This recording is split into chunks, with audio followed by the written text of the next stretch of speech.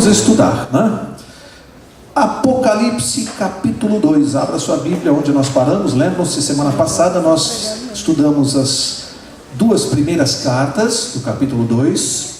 A primeira carta, quem se lembra? Para a igreja de Éfeso. Estudamos aqui semana passada. E a segunda carta para Esmirna. Então estudamos a carta de Jesus Cristo para a igreja de Éfeso e para a igreja de Esmirna. E verificamos, e vamos continuar vendo isso essa noite, que na verdade, quem quiser acompanhar e não trouxe por acaso a Bíblia, é só erguer a mão, que lá atrás nós temos Bíblias. Olha, temos mãos erguidas aqui, nós temos mais Bíblias, e vamos fazer chegar para vocês, para quem quiser acompanhar o estudo do Apocalipse, tá bom? Então, como eu ia dizendo, nós verificamos que na verdade, e isso está ficando claro ao longo do estudo, que na verdade as 7 cartas do Apocalipse às igrejas, na verdade, quando a gente estuda com calma, verificamos que além de terem sido dirigidas àquelas 7 igrejas que estavam na Ásia, eram 7 igrejas que existiam naquele tempo do profeta João e de Jesus.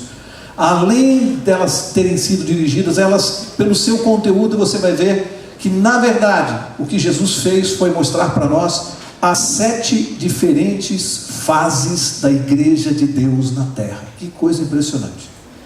Cada carta daquela representa um período da igreja no tempo e na história. Vimos Éfeso, que vai do ano 31 da nossa era, depois de Cristo, até o ano 100. E vimos as características da igreja de Deus nesse período reveladas numa carta a Éfeso. As características falavam claramente daquele período. Lembrem-se que isso era uma profecia. Porque quando João falou isso, Jesus ditou para João, ditou essas cartas, né?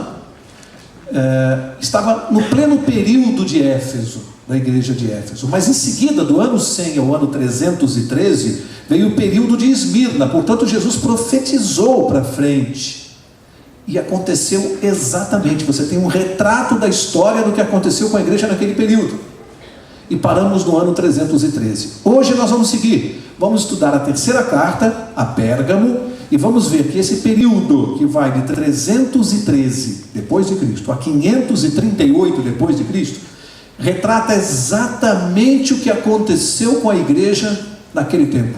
E Jesus profetizou isso, disse exatamente como seria, deu conselhos para aquela igreja, para aquele período, fez reprovações, fez promessas. Agora, o interessante é que ao estudarmos, verificamos que além daquilo se aplicar naquele período histórico, o impressionante é que os mesmos conselhos, as mesmas reprovações dadas à igreja daquele período, servem para a nossa vida individual hoje. Olha como é impressionante isso. O que Jesus fez. Você vai ver que as reprovações, os conselhos para aquele período da igreja servem para a minha vida e para a sua. Vamos ver quantas lições nós vamos tirar para nós hoje. Então vamos começar a estudar agora a carta à igreja de Pérgamo. Carta à igreja de Pérgamo. Começa Apocalipse capítulo 2, começa no verso 12, que eu vou ler. E diz assim: ao anjo da igreja de Pérgamo escreve. Jesus vai ditar para João, escreve aí. Isto diz aquele que tem a espada afiada de 2 gumes. Quem é que está ditando para João? Portanto, quem está falando agora aqui é Jesus Cristo. Escreve aí o que eu vou dizer. Mas ele se apresenta aqui nesta carta, ele se apresenta como aquele que tem a espada de 2 gumes. E nós já dissemos que o nosso curso aqui não é um curso de adivinhação, nem de chute, e nem de ficar interpretando as coisas aqui. Você não veio aqui para ouvir uma pessoa aqui da frente e dizer, sabe o que isso aqui significa? Significa aquilo. Não, você não veio aqui para isso. Nós vamos mostrar pela Bíblia, pelo contexto dos versos e pelos textos bíblicos o que significa isso. Então Jesus se apresenta como a espada de 2 gumes. Vamos deixar a Bíblia dizer o que se refere, ou a que se refere isso. Marca essa página aqui de Apocalipse, que nós vamos ficar nela. Volta um pouquinho, algumas páginas atrás, até o livro de Hebreus. Poucas páginas atrás, você vai ter o livro de Hebreus. E o capítulo 4, no verso 12, a própria Bíblia, e não eu, a própria Bíblia vai dizer o que significa a espada de 2 gumes. Portanto, não se trata de uma interpretação. Hebreus capítulo 4, verso 12, e diz assim: pois a palavra de Deus é viva e eficaz, e mais cortante do que qualquer, o quê? Espada de 2 gumes, e penetra até o ponto de dividir alma e espírito, juntas e medulas, e é apta para discernir os pensamentos e intenções do coração. A Bíblia diz que a palavra de Deus é a espada de 2 gumes. E o que é essa espada que a palavra de Deus simboliza? O que é essa espada que simboliza a palavra de Deus? O que essa espada faz? Aqui está escrito: penetra na alma da pessoa, vai até lá dentro, divide a medula, e vai lá dentro, discerne os pensamentos do coração. Você consegue entender ou adivinhar o pensamento do coração de uma pessoa? Mas diz que a palavra de Deus faz isso. Ou seja, é impossível fugir de Deus. Quando eu estou lendo a Bíblia, quando você está lendo a Bíblia, Deus está falando com você, e a palavra dele é tão cortante que ela vai lá no teu íntimo. E é por isso que a palavra de Deus mexe com as pessoas. Eu li há algum tempo atrás uma declaração a respeito de Jesus que eu achei maravilhosa, de um homem que não é cristão, pelo menos não se apresenta como cristão, me pareceu que era um jornalista. Ele considerou Jesus Cristo o maior revolucionário que a humanidade já conheceu. E a frase que ele usou, eu achei muito forte. Ele diz: ninguém fez uma transformação tão radical no pensamento humano mais do que Jesus Cristo. Ninguém fez uma transformação mais radical no pensamento humano do que Jesus Cristo. Isso é uma grande verdade, porque a palavra de Deus vai lá dentro e ela transforma, ela mexe com a pessoa, ela balança a pessoa. Por isso que a Bíblia diz: já escreve, quem vai falar com esta igreja de Pérgamo é aquele que tem a espada de 2 gumes. Por que a espada tem 2 gumes? A palavra de Deus, o Antigo e o Novo Testamento. Tem gente que pensa que só vale o Novo, mas a palavra de Deus tem quantos gumes? São eternos os 2? Valem os 2. Mas há também um outro sentido. Os 2 gumes é porque a palavra de Deus tem muitas promessas, mas também tem muitas advertências. 2 gumes. Promessas, mas tem reprovações, advertências. Também tem esse sentido interessante para nós.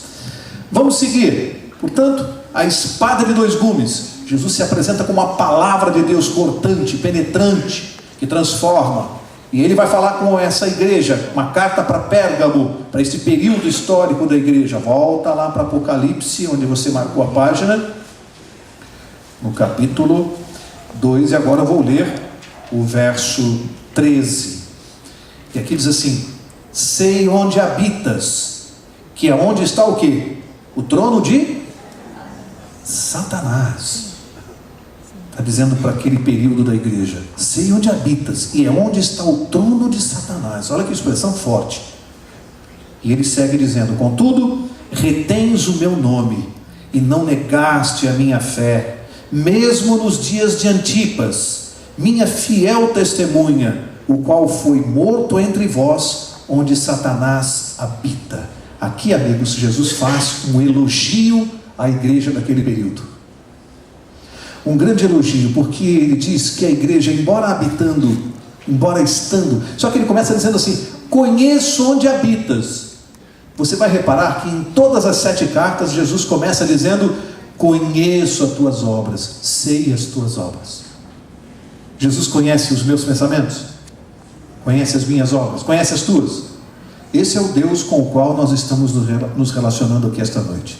Um Deus que olha para mim e para você e diz assim para mim e para você: Mauro, eu conheço as tuas obras, todas. Sabe todas as coisas, sempre soube. E ele, como sabe tudo, desde do princípio, ele está dizendo o que aconteceria com esse período da igreja. E ele faz uma revelação: ela habita onde está o trono de Satanás, naquele período. E faz um elogio que, embora habitando naquele local, que nós já vamos entender já do que ele está falando, ela reteve o seu nome, ela foi fiel, o que é muito difícil. Você estar próximo do trono de Satanás e se manter fiel a Deus. Era uma igreja fiel. E Jesus aqui dá uma característica, ele usa aqui uma expressão: retens o meu nome e não negaste a minha fé, mesmo nos dias de Antipas. E ele chama de Antipas a minha o quê? Fiel testemunha, o qual foi morto entre vós. Estudando esse assunto aqui, entre alguns autores diferentes, eu observei duas interpretações e eu acho que elas até não são conflitantes. Alguns entendem que Jesus mencionou esse Antipas e seria um tipo, um símbolo de todos aqueles que foram perseguidos, os mártires. E Jesus então teria dado o nome de Antipas. Antipas, a minha fiel testemunha, ou seja, todo aquele que foi morto, que foi perseguido, Jesus teria dado o nome de Antipas. Mas há autores que, investigando o significado do nome, dão a seguinte interpretação: Antipas é um nome composto. Ele significa anti. O que quer dizer anti? Contra. Paz. Pai, abreviatura de pai ou de papas? Papas, pai, papai, pai. Antipapas. Um movimento contra o papado.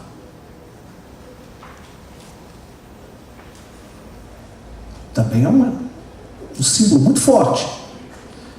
Alguns entendem que o significado do nome aqui é muito claro. Aqui Jesus está se referindo: esta é a minha fiel testemunha. Aqueles que foram fiéis, mesmo diante do trono de Satanás, e abriram uma luta aberta pela verdade. E nós vamos parar por aqui, porque sobre este assunto nós vamos entrar mais já na carta de Tiatira seguinte, e mais nos capítulos 13 e 17 de Apocalipse nesse curso. Você não deve perder. Nós vamos entrar mais fundo nesse assunto aqui. Por hoje, ou nesta carta, por hora, vamos deixar assim como está este movimento do Antipas que Jesus mencionou. Vamos ao verso 14. O verso 14 diz: todavia, tenho algumas coisas contra ti. Olha só, agora Jesus vai fazer uma reprovação. Tenho algumas coisas contra ti, a igreja desse período. Tens aí os que seguem a doutrina de Balaão, o qual ensinava Balaque a lançar tropeços diante dos filhos de Israel. Jesus aqui está se referindo a um símbolo do Velho Testamento, a uma história do Velho Testamento. Levando-os a comer das coisas sacrificadas aos ídolos e praticar a prostituição. Por que Jesus está citando este fato aqui em relação a uma característica da igreja de Pérgamo? Por que ele está citando como reprovação que havia naquela igreja os que seguiam a doutrina de Balaão? E quando você vai ler lá no Velho Testamento, nós não temos tempo aqui essa noite, a história de Balaão está revelada lá, você percebe claramente que ela trata de um assunto resumido, que é a idolatria pagã. Se você estudar a história de Balaão, você vai ver qual era o problema envolvendo Balaão. Idolatria pagã. Então o que Jesus está dizendo é que o que ele tem contra a igreja naquele período é que ela estava aceitando a idolatria pagã, o paganismo ou alguns dos seus rituais, encobertamente, disfarçadamente começaram a penetrar na igreja. E aí a história começa a dizer o motivo que isso estava acontecendo. Não é porque a igreja quis fazer assim. A característica daquele período era a perseguição mortal, perseguição dos cristãos até a morte. E a igreja, para poder se manter viva e fugir às perseguições, é como se fosse assim: já que o inimigo, quando você não pode com o inimigo, o que você faz?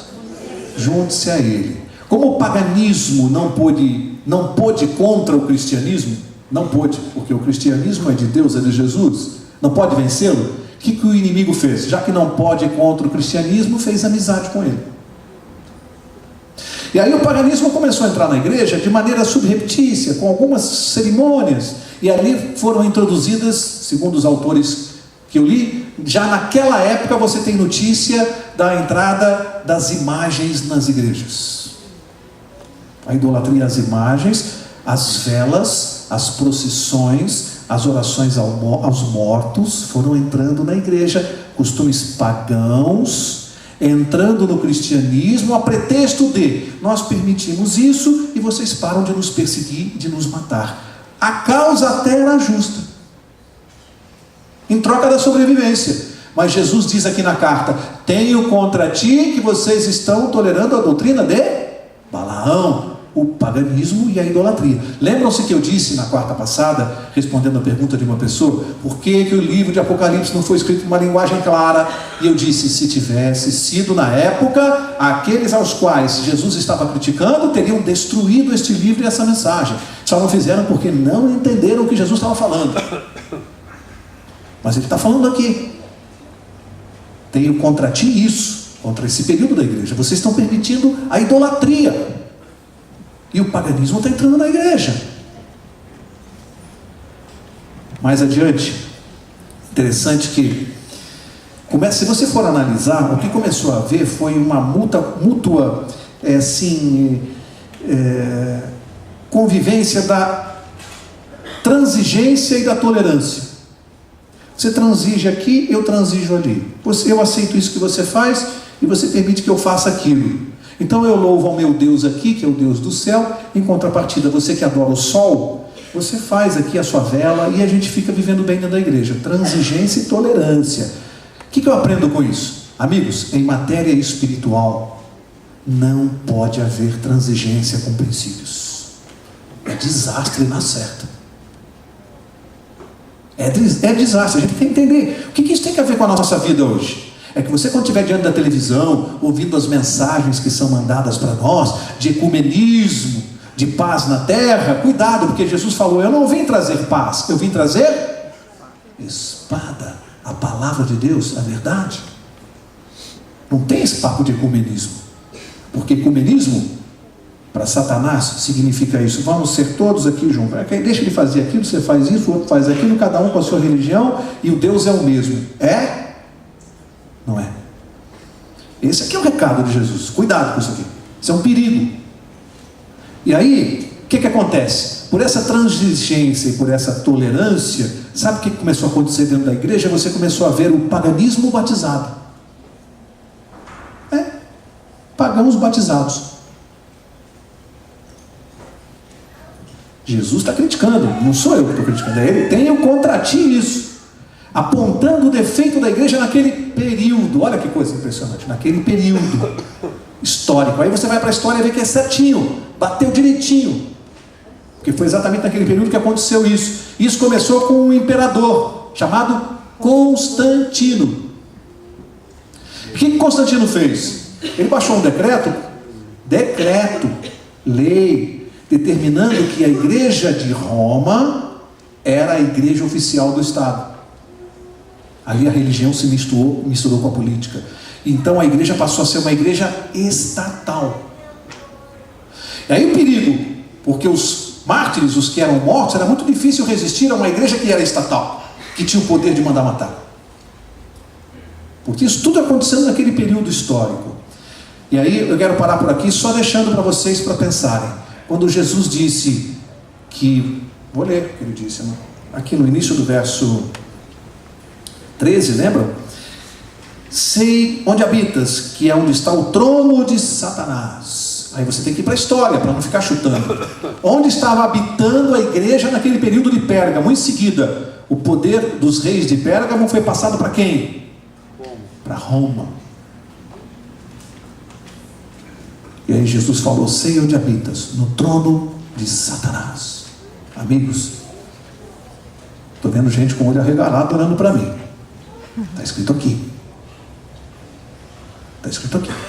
Isso a gente vai fazendo em doses homeopáticas para não matar ninguém.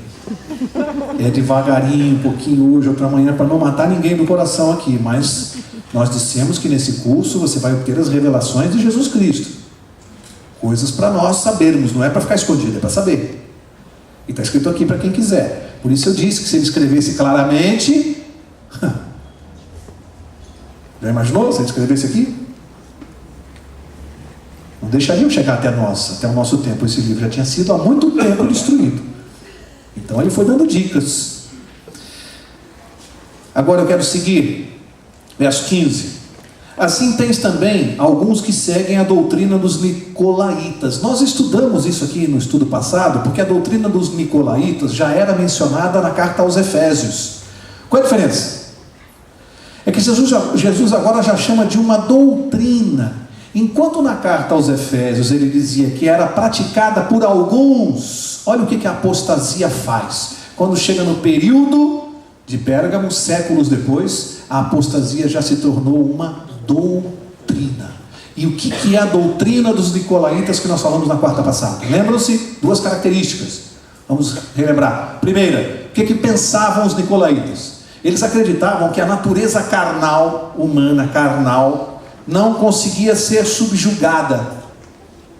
E em cima dessa tese eles pensavam assim: é impossível você não adulterar. É impossível. Então eles separavam a natureza carnal da espiritual e achavam que você podia ser salvo mesmo adulterando, porque é impossível conter a natureza carnal. Pensamento dos nicolaítas. Então eles separavam. E a segunda coisa que eles faziam, eles acreditavam piamente que você era salvo por ser salvo apenas por acreditar em Jesus, pela fé em Jesus, você estava dispensado de guardar a lei. Isso era centro da doutrina nicolaíta, tempo de Jesus. Jesus está aceitando ou criticando essa doutrina? Aqui, o que você leu aqui? Portanto, quando alguém diz que é salvo e está dispensado de guardar os mandamentos, é aceito ou criticado por Jesus? Está aqui. É velho isso aqui, não é novo não, isso não é teologia nova, isso é coisa velha, isso aqui é antigo. Esse negócio de dizer que só acreditar em Jesus você está dispensado de guardar a lei, de outras coisas. Isso aqui é velho. Só que Jesus não aceita isso não. Criticou aqui, claramente. Verso 16. Agora vem o conselho de Jesus. Mais que um conselho, é um apelo, né? O que ele diz para aquela igreja? Arrepende-te, pois, senão em breve virei a ti e contra eles batalharei com a espada da minha boca. O que é a espada? Com o que Jesus vai batalhar? Com a palavra de Deus. Com o que eu e você temos que batalhar? Com o quê? Com a palavra de Deus. A arma do cristão é a palavra de Deus. Essa é a nossa arma. Só que é poderosíssima, porque ela invade a alma da pessoa, vai até a medula. É essa arma que você tem na mão. E Jesus está dizendo assim: usa essa arma aí, a palavra. Essa é a arma poderosa que nós temos nessa guerra. Verso 17, e agora vem o conselho de Jesus para aquele período de Pérgamo, e serve para mim e para você. Quer ver como serve? Para mim e para você. Olha o conselho dele: quem tem ouvidos, ouça o que o Espírito diz às igrejas. Em outras palavras, quem tem ouvido, ouça. Tem alguém aqui esta noite que veio aqui à igreja e que não tem ouvido? Tem alguém sem ouvido? Para quem que é essa mensagem aqui? Se é para quem tem ouvido, para quem que é? Nós não. Que conversa é essa de nós? Faz assim com o dedo. É para mim. É para mim. E para você. É para quem tem ouvido. Isso aqui é a maior prova que não é só para Pérgamo. É para nós. Então Jesus está falando assim, ó. Se liga, fica esperto, presta atenção. Quem tem ouvidos, ouça. E o que ele vai falar? Vai dar 3 conselhos aqui que servem para mim. Primeiro ele diz: ao que vencer, darei do maná escondido. Primeira coisa, guarda aí. Maná escondido. Já vamos ver o que é isso. Maná escondido. Segunda promessa dele: e lhe darei uma pedra branca. Segunda coisa. E terceira: na pedra, um novo nome escrito, o qual ninguém conhece, senão aquele que o recebe. O que Jesus prometeu para quem vencer? Para o vencedor. Nessa vida, nessa batalha espiritual. 3 coisas: maná escondido, uma pedra branca, um novo nome. Tirando o novo nome, que é mais fácil de compreender, os outros 2 são símbolos fortes. Percebem a mensagem simbólica do Apocalipse? Símbolos facilmente decifráveis, não tem nenhuma dificuldade. Por quê? Porque o maná escondido, você vai fazer comigo rapidinho um passeio aqui na Bíblia, bem rapidinho. Volta para Hebreus capítulo 9. Vamos ver o que Jesus está falando aqui. Está tudo na Bíblia, não tem nada inventado aqui. Hebreus 9. Leia comigo o que está no verso 3. Hebreus 9, 3 diz assim: depois do segundo véu estava o tabernáculo, que se chama o Santo dos Santos. Está falando do quê? Santo dos Santos, lugar santo dos santos, lugar santíssimo. Está falando do quê? Do santuário. do santuário. E diz assim, verso 4: que tinha o altar de ouro do incenso, a arca da aliança, está descrevendo o mobiliário do lugar santíssimo, toda coberta de ouro, na qual estava o quê? Um vaso de ouro que continha o quê? O maná e a vara de Arão, que tinha brotado, e as tábuas da aliança. Alguém se lembra da história do maná? O que aconteceu com o povo de Deus quando vinha no deserto, 40 anos? Deserto. Era fácil encontrar comida no deserto? Teve gente que falou assim para Deus: Senhor, se era para o Senhor fazer a gente passar essa dificuldade aqui, essa miséria que nós estamos passando aqui, então por que o Senhor tirou a gente lá do Egito? Eu preferia ser escravo e estar lá. Teve gente que reclamou com Deus. Era para o Senhor me tirar da escravidão, para eu passar aqui essa necessidade que eu estou passando, e me deixasse lá.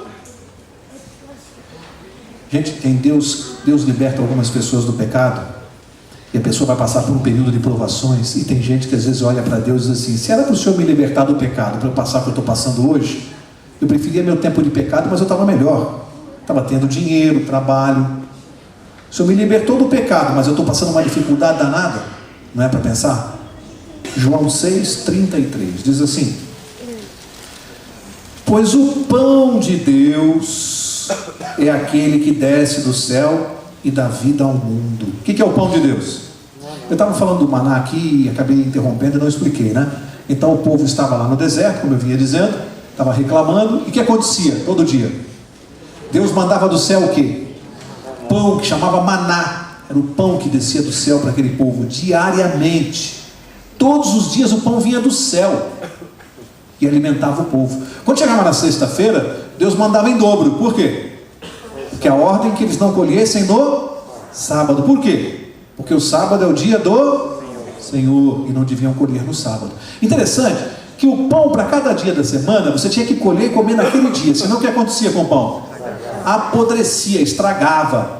Mas na sexta-feira ele mandava em dobro para ficar para o sábado. E o pão que era do sábado não estragava. E explica isso. Explica isso. Não estragava. Explica isso. Aí Jesus diz: o pão que desce do céu, quem é? Está aqui no verso 33. João 6,33. Pois o pão de Deus é aquele que desce do céu e dá vida ao mundo. Quem que desceu do céu e deu vida ao mundo? Jesus Cristo. Quem é o pão do céu? O que o maná simbolizava? Jesus Cristo. O alimento espiritual. É isso que ele simbolizava. Alimento espiritual. Quem é meu alimento espiritual hoje? Quem é meu maná hoje? Cristo Jesus. Mas para fechar isso aqui, tem uma coisa interessante. Agora vai lá no Velho Testamento, o livro de Jeremias. É só um passeio rapidinho aqui, porque isso aqui é muito legal. Rapidinho, Jeremias capítulo 15. Tem uma informação adicional aqui a respeito do pão. Jeremias 15, verso 16. Jeremias 15, verso 16. Diz assim: achadas as tuas palavras, o que eu fiz? Logo as comi. Elas me foram gozo e alegria no coração. O que eu faço com as palavras de Deus simbolicamente? Não é um alimento espiritual a palavra de Deus? O que eu faço com o alimento? Como? Diariamente eu não preciso me alimentar, não preciso comer? Materialmente? E espiritualmente eu também preciso comer? O que eu como espiritualmente? A palavra de Deus. Diariamente. Agora vamos fechar isso aqui. O que acontecia com o pão? Não, vamos ler, melhor. Vamos ler. Êxodo. Vamos ler que a palavra de Deus, ela que é penetrante, vai até a medula, não a minha. Então, Êxodo capítulo 16, só para fechar esse assunto aqui.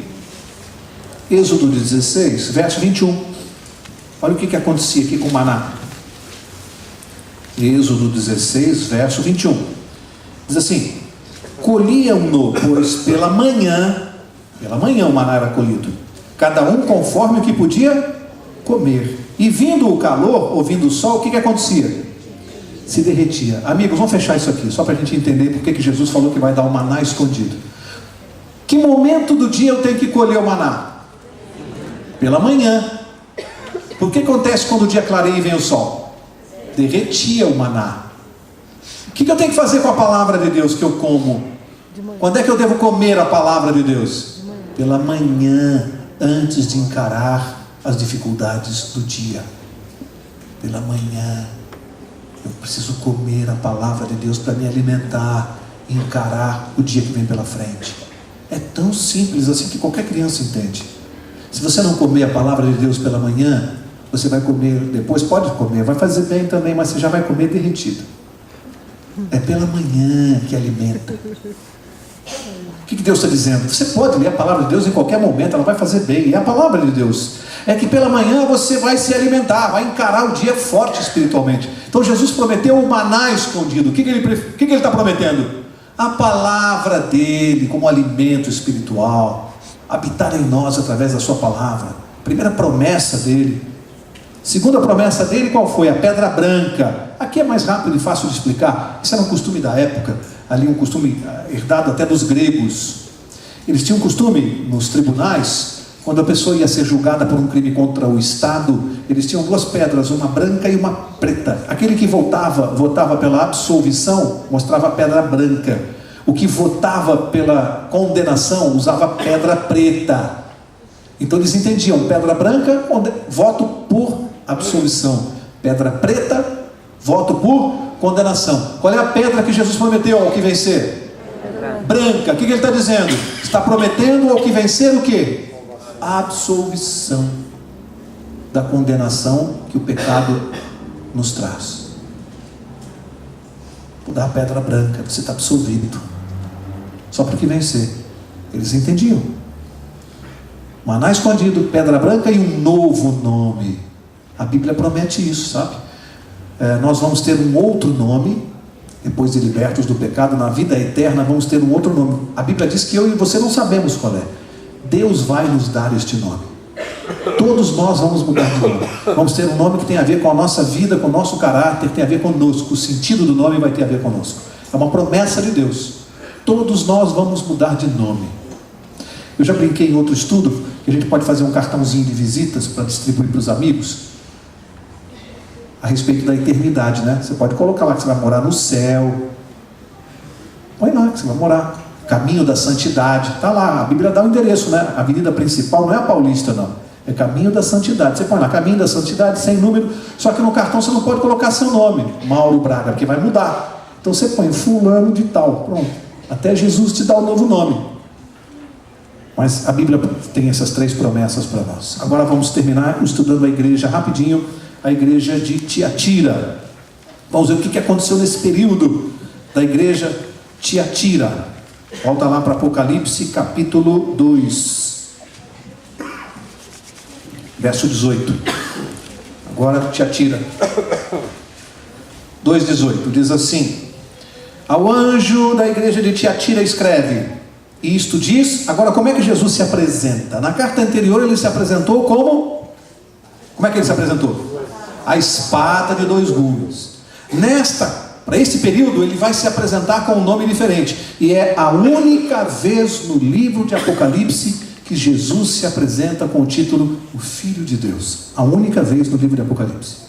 Por que ele mudou e se apresentou como Filho de Deus? Você já vai entender. Lembram-se quem está governando agora nesse período? Esse período é longo, o mais longo de todos. Vai de 538, quando Justiniano tomou o poder em Roma, e vai até o ano de 1798, que aconteceu um outro fato histórico. Quase 1000 anos. Mais de 1000 anos. 1260 anos. Que é uma outra profecia, que nós vamos estudar depois, mais para frente. 1260 anos. Aqui se cumpre uma outra profecia. Mais de 1000 anos, que pega exatamente o período da Inquisição.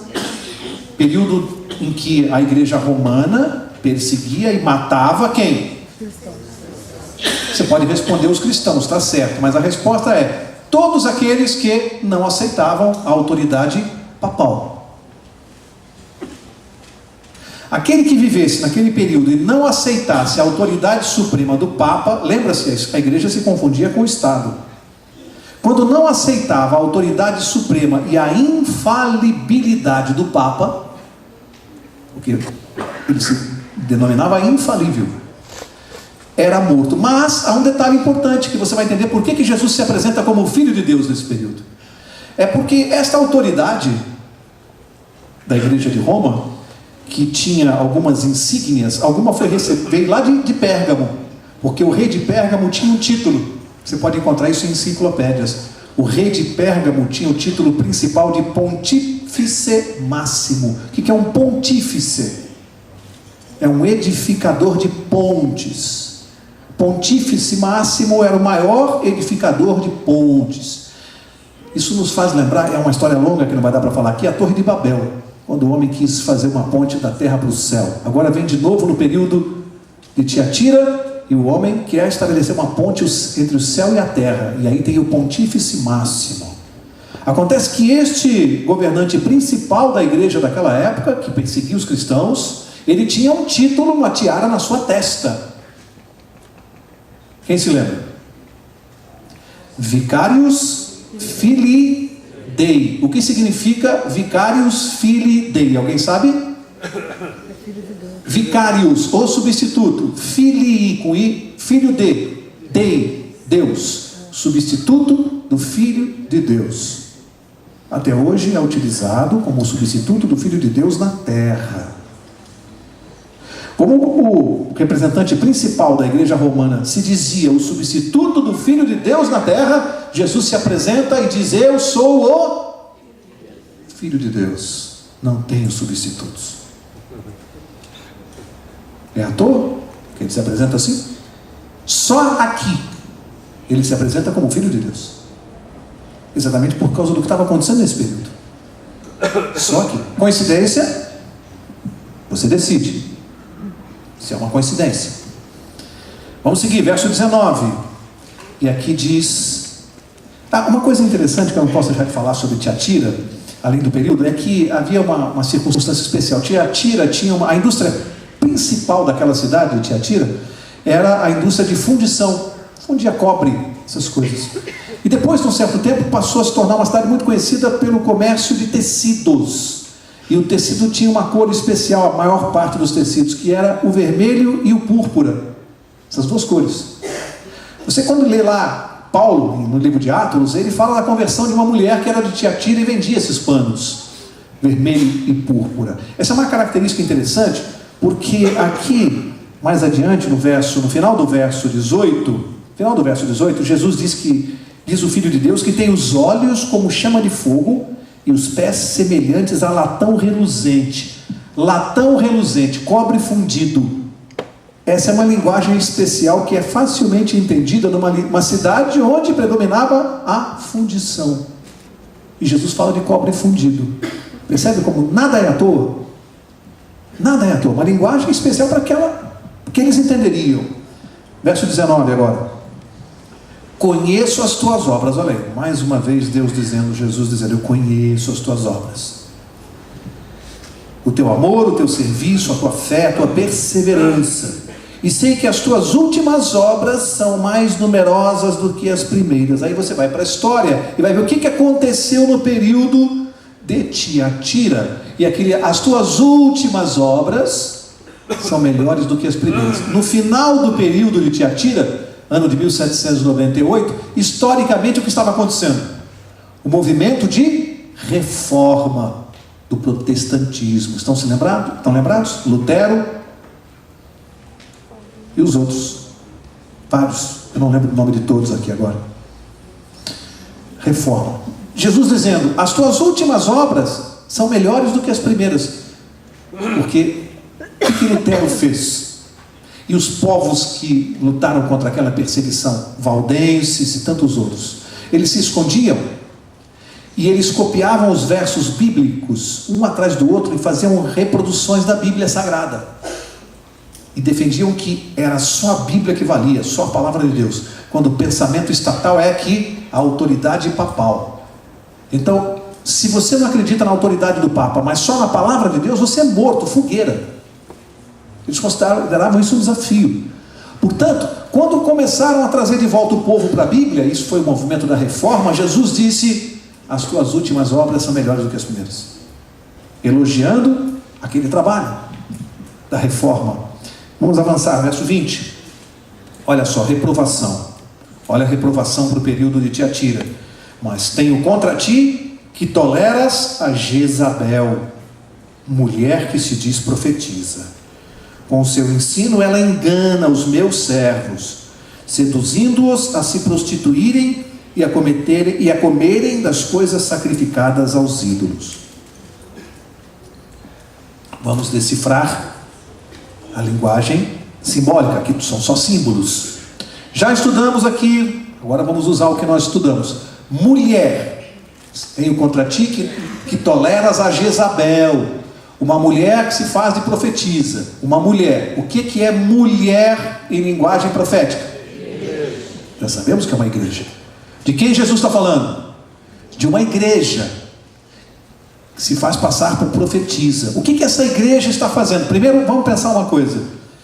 Jezabel é uma igreja. Se no livro de Apocalipse, nós vamos estudar no capítulo 12, que a igreja de Deus, essa que nós estamos estudando aqui, ela se apresenta no capítulo 12 como uma virgem pura. Se existe a igreja de Deus, que é uma virgem pura, mas ele é contra a Jezabel, que simboliza uma igreja falsa, portanto nós temos aqui um paralelo entre a igreja de Deus e uma igreja falsa. O que esta igreja falsa está fazendo que Jesus condena? Diz aqui, com o seu ensino, o que ela faz? Engana os meus servos, seduzindo-os a se prostituírem e comerem coisas sacrificadas aos ídolos. Aqui está falando que o que ela faz, ela engana os servos de Deus com duas coisas: prostituição e idolatria. Que prostituição é essa? É prostituição no sentido que nós conhecemos? Não, a linguagem aqui é simbólica. Qual é a arma do cristão? A espada, a palavra. O que essa igreja faz falsa para enganar os servos de Deus? Prostitui o que? A verdade. A questão aqui é espiritual. E traz o que? A idolatria. Essa igreja está usando duas coisas para seduzir o povo de Deus e enganar. Enganar, não sou eu que estou dizendo, é a Bíblia. A Bíblia diz que é para enganar. Ela engana com uma doutrina que não é cristã, uma igreja fazendo isso. Enganando o povo de Deus com uma doutrina que não é cristã. Isso aqui é muito sério. E depois ela traz o que para dentro da igreja? Idolatria, que vem do paganismo. E aí vem as imagens, as velas, as procissões, missa para morto, e aí vem uma série de coisas. Ela começa a trazer paganismo para dentro da igreja. Quem está dizendo isso aqui, amigos, é Jesus Cristo, não sou eu. Ele diz que o que ele tem contra esse período é que tolera a Jezabel. Agora, é uma coisa interessante, quando a gente vê a Jezabel lá do Velho Testamento, porque Jesus usou uma personagem do Velho Testamento, e não foi à toa que ele usou Jezabel. Ele tem algumas características na vida desta mulher que ele quer se referir à igreja. Aí eu fui lá estudar Jezabel e anotei aqui algumas características da Jezabel lá do Antigo Testamento. Primeiro, quem era Jezabel? Era uma pagã. Ela se casou com que rei? Acabe. E tornou-se o quê? Rainha de Israel. Uma mulher pagã casou com um rei e se tornou rainha do povo de Israel. Rainha de Israel. Primeira coisa. Segunda, ela introduziu idolatria no povo de Deus. Foi ela que trouxe idolatria. Como ela era pagã, ela casou com o rei, ela trouxe aquele negócio das velas, das imagens, porque era tudo da religião dela. E o povo de Deus, como ela era rainha, era obrigado a aceitar aquilo. Então ela introduziu a idolatria. O que mais que ela fez? Proibiu o verdadeiro culto a Jeová. Por que ela proibiu? Porque o Deus dela, que ela adorava, era o sol. Como ela era rainha, ela proibiu o povo de adorar Jeová, tinha que adorar o sol. Olha o que ela fez. Ela era rainha. O que mais que ela fez? Trouxe sacerdotes pagãos para Israel. Ela trouxe. Depois perseguia os verdadeiros cristãos e aqueles que não se negavam a adorar a Deus eram mortos. Ela fez isso. Agora, Jesus usou Jezabel. Pergunto: procura na história, neste período, Idade Média, uma igreja, que nós estamos falando de uma igreja, nós não vamos citar nomes aqui, mas você vai procurar. Tenta identificar na história uma igreja, no período da Idade Média, que tinha um líder religioso, que se dizia substituto do Filho de Deus, que criou as suas normas e doutrinas e não aceitava que os cristãos desobedecessem à sua autoridade. Trouxe idolatria para dentro da igreja. E aqueles que não concordavam com a sua autoridade eram mortos. A Jezabel de Tiatira. Tenta dizer você que igreja é essa. Só para você, não precisa falar para o seu vizinho do lado. De quem Jesus está falando aqui? Quem é a Jezabel moderna? Quem é essa Jezabel? Que está aí no mundo enganando os cristãos. Está aqui na palavra de Deus. Não preciso dizer nada. Você é suficientemente inteligente para pegar as características e descobrir sozinho. Porque as características estão aqui. Aí vem na cidade de Tiatira e você descobre que o tecido principal era da cor vermelho e púrpura. E a cor do uniforme principal dos representantes máximos dessa igreja é vermelho e púrpura. Descobre você. É um quebra-cabeça. Não está muito difícil. Descobre você, está aqui na Bíblia. Você descobre quem é a Jezabel que Jesus abomina, que está enganando o seu povo. E o que Jesus vai fazer em relação a essa Jezabel? Veja aqui o verso 21. Olha o que ele faz. Olha a misericórdia de Deus. Vamos acelerar para terminar. Dei-lhe tempo para quê? Para que se arrependesse da sua o quê? Do que Jesus chama isso? Imoralidade. Mas ela não quer se arrepender. Jesus tem tempo, amigos, desde a Idade Média. Põe tempo nisso. E está dando tempo. Mas ela não quer se arrepender. Ela continua pregando a sua doutrina. Ela continua sendo advertida por Deus e continua fazendo seguidores. Olha aqui o verso 22.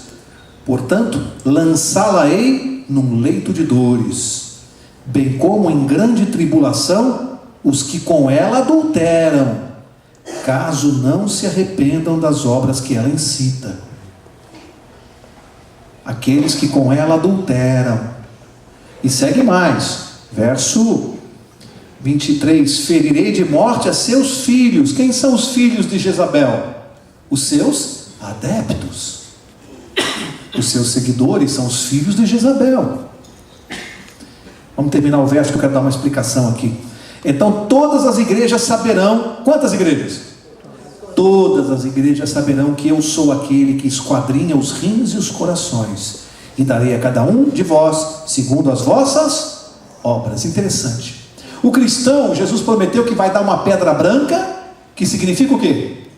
Absolvição. Mas os que seguirem Jezabel e não se arrependerem serão julgados segundo as suas próprias obras. Meu amigo, se eu for julgado segundo as minhas obras e você, eu estou perdidinho. O cristão vai receber uma pedra branca porque ele será julgado não de acordo com as suas obras, mas de acordo com as obras de Jesus. Estes aqui serão julgados de acordo com as suas obras. Mas eu estou vendo um monte de gente olhando para mim, assustado, pensando assim, peraí, Mauro, mas a minha avó, que é uma pessoa sincera, papai também tem na minha família. Pessoas sinceras que são filhos de Jezabel. Graças a Deus, pelo poder da espada de 2 gumes, 30 já não são mais filhos de Jezabel. Amém? 30. Graças a Deus. Tem uma meia dúzia ainda. Mas eu acho que Jesus está retardando a sua volta por causa dessa meia dúzia. Eu não vou desistir. Não vou desistir. A espada, não eu. A espada vai convencer a meia dúzia dos filhos de Jezabel. Tem na minha família e tem na sua. Mas eu estou vendo gente sincera me perguntando assim, Mauro, mas é gente sincera, minha avó, meu avô, amigos? O que Deus diz? Está lá, Atos 17:30. Não precisa procurar. Atos 17:30. Deus perdoa o tempo da ignorância. Aqueles que não sabem, que estão lá, são sinceros. são devotos sinceros, Deus vai cobrar deles apenas o que eles sabem. O que não sabem, Deus não vai cobrar. Agora, amigo, eu sempre brinco e vou brincar de novo essa noite. Quem está aqui essa noite, se não sabia, agora sabe. E eu sempre brinco assim, tem gente que vem e fala assim, então não deveria ter vindo. Aí não saberia. Não funciona assim. Sabe por que não funciona assim? Porque a Bíblia diz que Deus perdoa o tempo da ignorância.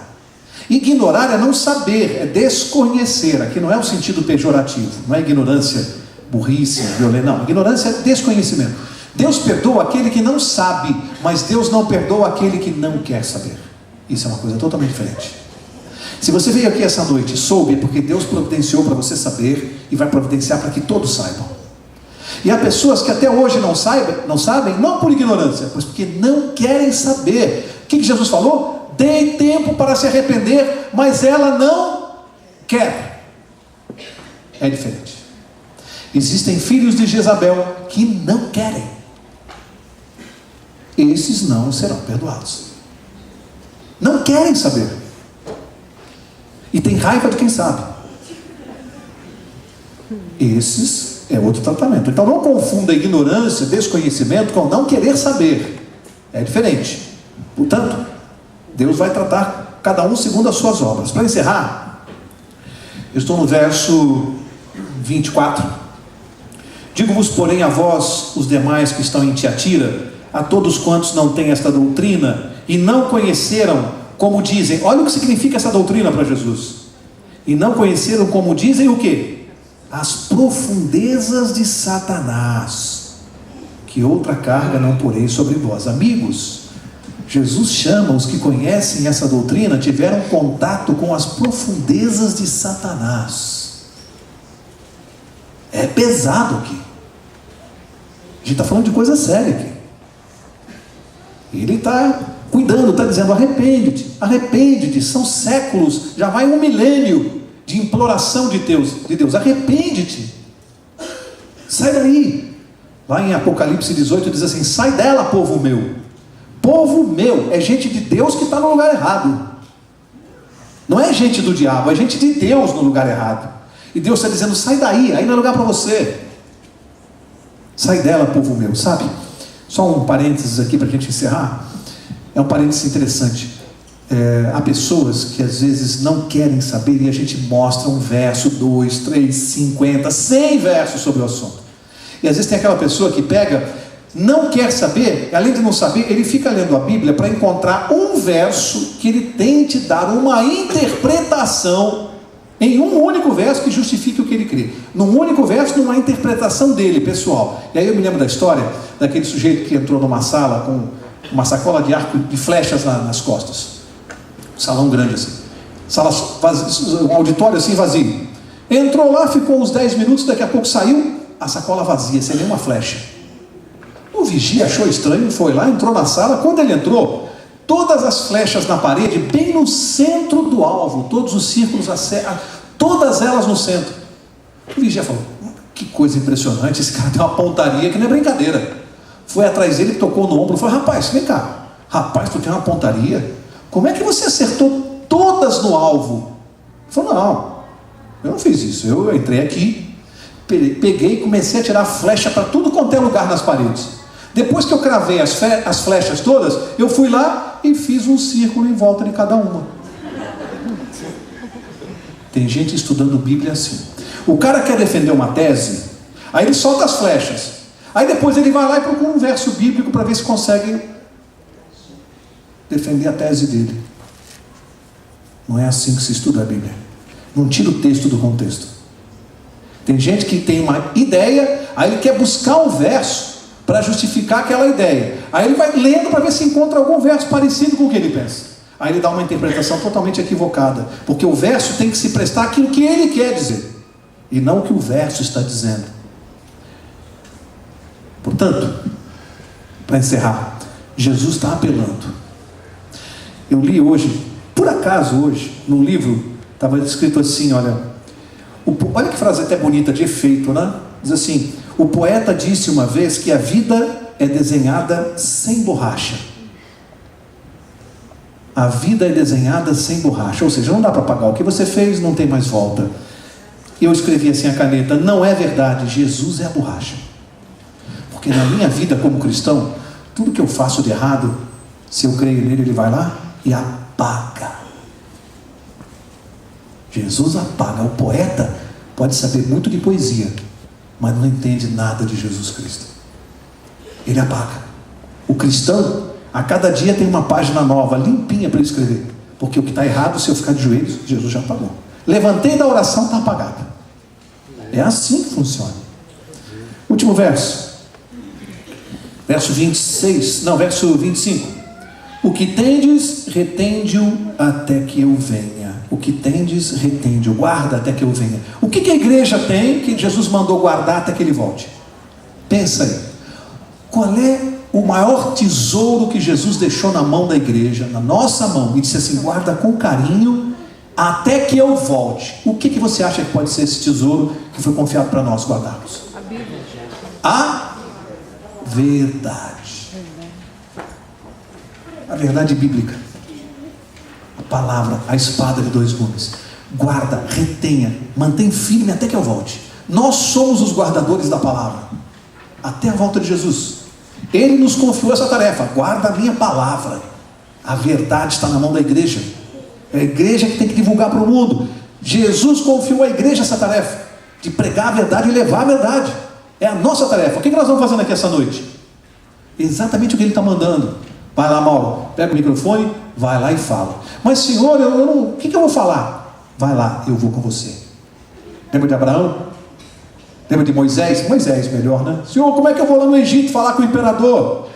Vai lá e diz que você veio libertar meu povo. Eu vou lá falar com o imperador? O que você tem, Moisés? Eu tenho aqui um cajado. É com ele que você vai. Mas Senhor, com esse cajadinho aqui você vai ver o que esse cajado pode fazer na minha mão, não na sua. Então Deus fala para a gente: vai lá e fala. Mas eu não sei pregar, Senhor. Vai lá e fala, eu vou com você. E quando você começa a falar, você vai perceber uma coisa: a voz é sua, mas a palavra é de Deus. A voz é minha aqui para vocês, mas a palavra é de Deus. É por isso que ela chega com poder. Não é minha, é de Deus. Se fosse minha a palavra, ela batia no primeiro banco e voltava. Mas ela é de Deus. Quero encerrar os últimos 3 versos, né? Ao que vencer, verso 26. Ao que vencer e guardar até o fim as minhas obras, eu lhe darei autoridade sobre as nações, e com vara de ferro as regerá, quebrando-as como são quebrados os vasos de oleiro. Assim como também recebi a autoridade de meu Pai, também lhe darei a estrela da manhã. Já que nós estamos acabando, que o último verso é: quem tem ouvidos ouça o que o Espírito diz às igrejas. A estrela da manhã, vai lá para a última página da Bíblia, Apocalipse 22. Último verso da noite. Último verso. Apocalipse 22, verso 16. Eu, Jesus, enviei o meu anjo para vos testificar estas coisas às igrejas. Eu sou a raiz e a geração de Davi, e a resplandecente estrela da manhã. Quem é a estrela da manhã que Jesus disse que vai dar ao que vencer? Ele mesmo. O que ele está querendo dizer com isso? Ele está querendo dizer assim: nas horas de provação, de dificuldade, de sofrimento. Lembra-se que alguns querem voltar para o Egito? Jesus está falando assim: aguenta firme, porque eu, a estrela da manhã, vou brilhar no momento de escuridão da sua vida. Porque a estrela da manhã brilha no escuro. Jesus está prometendo a presença dele no momento de provação na sua vida e na minha. A estrela da manhã é só para o vencedor, não é para perdedor, não é para aquele que desiste. Não é para aquele que desiste no meio do caminho. A estrela da manhã é para vencedor. Amigos, na próxima quarta-feira nós vamos estudar o capítulo 3 de Apocalipse.